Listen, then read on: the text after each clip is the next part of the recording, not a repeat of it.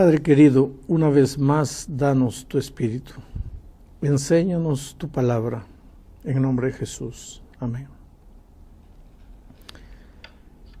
Vamos a hablar del Espíritu hoy. El Espíritu es la tercera persona de la divinidad, de la Trinidad. Tan Dios como el Dios Padre, como el Dios Hijo, como el Dios Espíritu. Interesante que la vida de Cristo en esta tierra fue una vida llena del Espíritu. Dice San Lucas 4:1, Jesús, lleno del Espíritu, volvió al Jordán y fue llevado por el Espíritu al desierto. Mira, Jesús tenía la vida llena del Espíritu y era una vida dirigida por el Espíritu.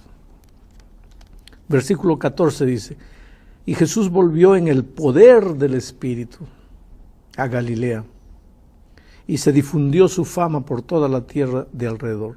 Él volvió en el poder del Espíritu. El versículo 16 dice, vino a Nazaret, y ahí se levantó a predicar. El versículo 18 dice, el Espíritu del Señor está sobre mí, por cuanto me ha ungido para dar buenas nuevas a los pobres. La vida de Jesús fue una vida llena del Espíritu, dirigida por el Espíritu, en el poder del Espíritu. Todo lo que hizo, lo hizo en el Espíritu. Ahora mira lo que él dice con relación a sus discípulos. Hechos capítulo 13, versículo 52. Y los discípulos estaban llenos de gozo y del Espíritu Santo. Claro, si el maestro fue un maestro lleno del Espíritu, como Cristo, el discípulo, lógicamente, que también tiene que ser un hombre lleno del Espíritu. Aquí en Gálatas capítulo 5 encontramos el consejo de Pablo a los cristianos en el versículo 16. Digo pues, andad en el Espíritu y no satisfagáis los deseos de la carne, porque el deseo de la carne es contra el Espíritu y el del Espíritu es contra la carne, y estos se oponen entre sí para que no hagáis lo que quisierais. Pero si sois guiados por el Espíritu, entonces ya no estáis bajo la condenación de la ley. Y manifiestas son las obras de la carne. Las obras de la carne son adulterio, fornicación, etcétera, etcétera. Mas el fruto del Espíritu es amor, gozo, paz, paciencia, benignidad, bondad, etcétera, etcétera, etcétera. Si vivimos en el Espíritu, versículo 25, andemos también por el Espíritu. El grande desafío del mundo cristiano es aprender a vivir lleno del Espíritu, andar en el Espíritu, ser guiado por el Espíritu.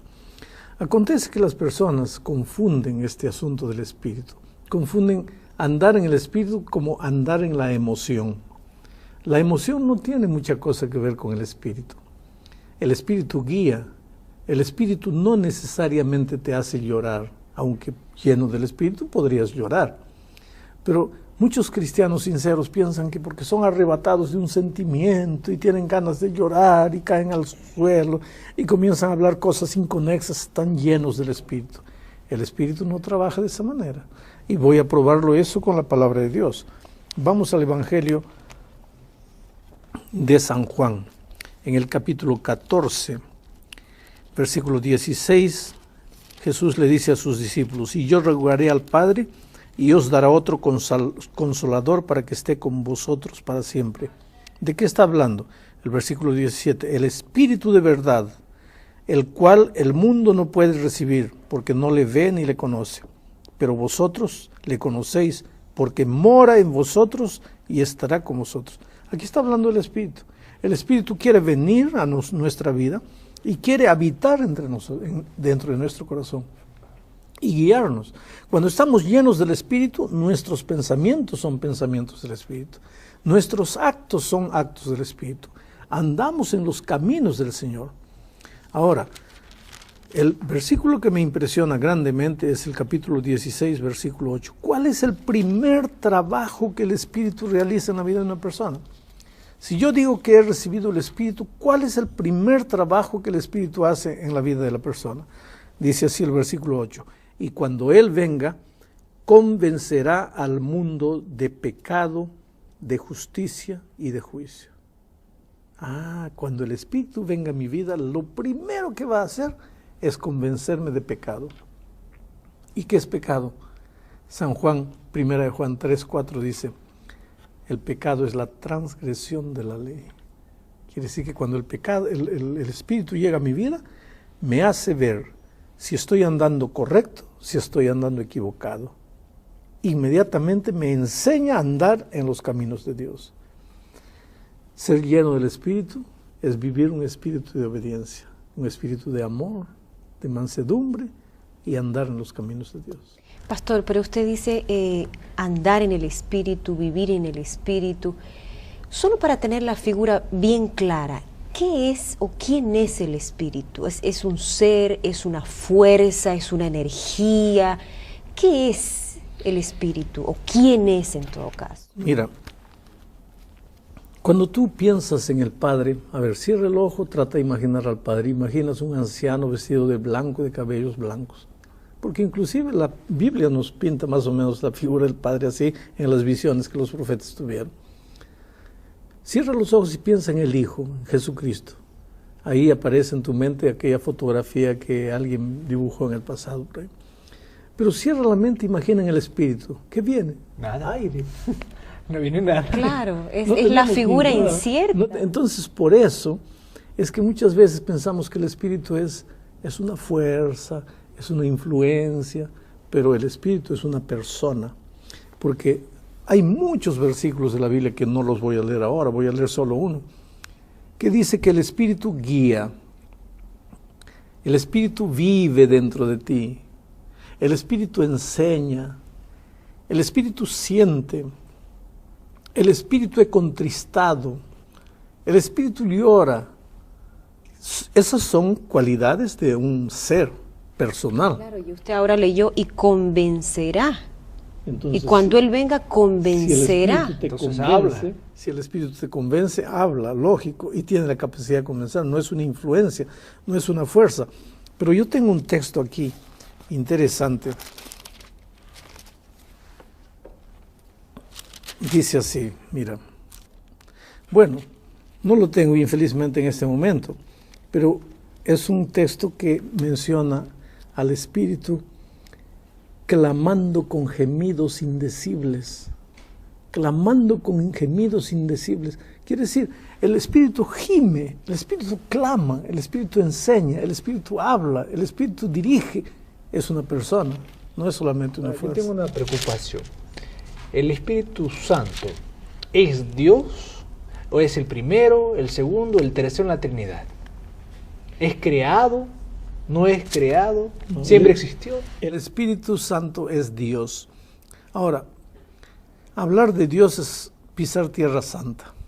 Y cuando pienses tierra santa, quítate las sandalias de los pies, porque no vas a entender. Martín Lutero usaba una figura. Él decía que Dios es como todo el agua del mar. Calcula todo el agua del mar. Y nuestra mente es como este vaso. Puedes hacer caber en este vaso todo el agua del mar. Es imposible. Entonces, ¿cómo Dios puede caber en nuestra cabecita humana? La Biblia nos dice que Dios es un solo Dios, pero son tres personas: Padre, Hijo, Espíritu Santo. Pero si son tres, no puede ser uno. Y si es uno, no pueden ser tres. Bueno, no podemos entender. Mejor yo acepto lo que la Biblia me dice.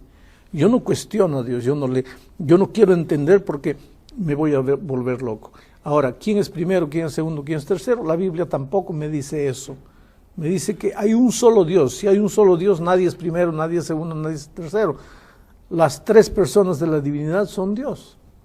Ese texto que estaba queriendo recordarme está en Romanos, capítulo 8, versículo 26.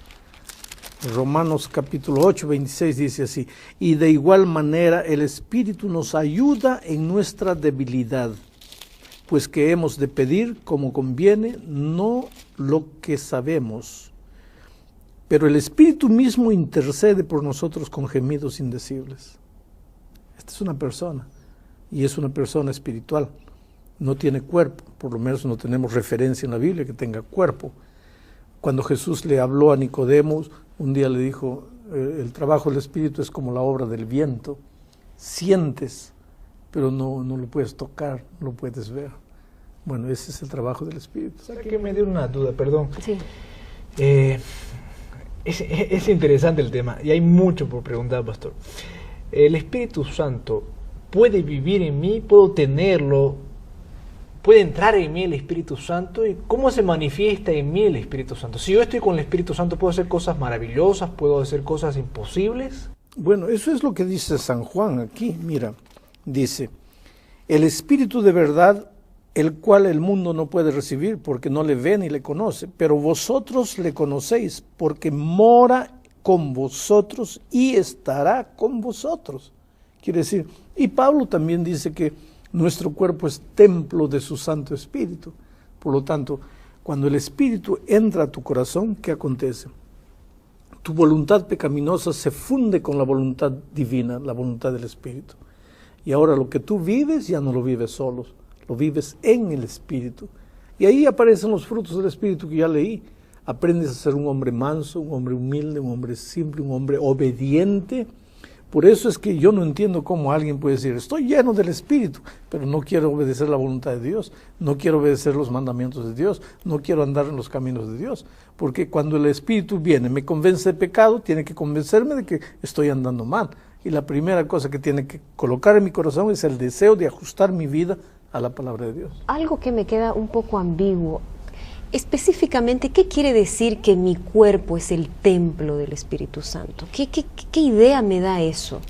Que el Espíritu quiere ser uno contigo, quiere ocupar el lugar de tu corazón para que tus sentimientos sean los sentimientos del Espíritu. Eso es diferente a ser poseído, porque me parece que me da la impresión, el Espíritu uno conmigo, entonces soy poseído por el Espíritu Santo y esa posesión me hace hacer cosas buenas. Es una posesión, cosas malas. Es una posesión porque tú quieres, es una posesión voluntaria. Pero el enemigo también te puede poseer. Por eso en la vida tú tienes que decidir o ser poseído por el Espíritu porque le abres tu corazón y dejas que el Espíritu entre a tu vida y guíe tus pasos. O entonces ser poseído por el enemigo. Una vez Jesús estaba hablando del tiempo de su muerte en la cruz y Pedro le dijo, no, Señor, tú no vas para allá. Y Jesús le dijo, mira, Pedro, le dijo, sal de mí, Satanás. Y en ese momento, Satanás estaba poseyendo el corazón de Pedro. Nuestro corazón es un corazón vacío. O lo llenamos con el Espíritu, o el enemigo va a querer entrar y llenar nuestro corazón. Por eso aquí en Gálatas se habla de los frutos de la carne y los frutos del Espíritu. Mira, dice, porque el deseo de la carne, este es el enemigo, el deseo de la carne es contra el deseo del Espíritu, y el Espíritu es contra la carne. Y estos dos, el diablo y el Espíritu, se oponen. La carne y el Espíritu se oponen entre sí, para que no hagáis lo que querráis. Pero si sois guiados por el Espíritu, entonces ya no estáis bajo la condenación de la ley, no transgredís más la ley. Versículo 19, y manifiestas son las obras de la carne, son adulterio, fornicación. Mira, cuando el enemigo te posee, cuando tu corazón es nido del enemigo, ahí viene adulterio, fornicación, inmundicia, lascivia, idolatría, hechicería, enemistad, pleitos, celos, iras, contiendas, disensiones, envidias, herejías, homicidios, borracheras, orgías. Ahí está el fruto de la carne, de estar poseído por el enemigo. Y el fruto del Espíritu, a partir del versículo 22, amor, gozo, paz, paciencia, benignidad, bondad, fe, mansedumbre, templanza. Es una vida linda. Ahora, quiere decir que si usted nos está mostrando con la Biblia de que el Espíritu Santo es una persona y hay un texto en la palabra de Dios que nos dice que el Señor perdona los pecados, pero hay uno que no puede perdonar, que es la ofensa al Espíritu Santo. ¿Cómo puedo ofender al Espíritu Santo? ¿O cómo puedo saber si yo ya ofendí al Espíritu Santo? Por ahí no me di cuenta. Es fácil, mira, la Biblia dice, todo pecado le será perdonado al hombre, menos el pecado contra el Espíritu Santo. ¿Mas por qué Dios no perdona el pecado contra el Espíritu Santo? Porque Él se cansó, dijo, no, ahora sí ya me ofendiste a tal punto que ya no te perdono. No. No tiene nada que ver con Dios no querer perdonar. Acontece que el Espíritu te habla. El Espíritu quiere guiarte, quiere llevarte, quiere enseñarte, pero tú no quieres, no escuchas. Cada vez que tú no escuchas, tu corazón se endurece más, y llega un punto en que el Espíritu puede gritarte, ya no penetra. Llegaste al punto de no retorno.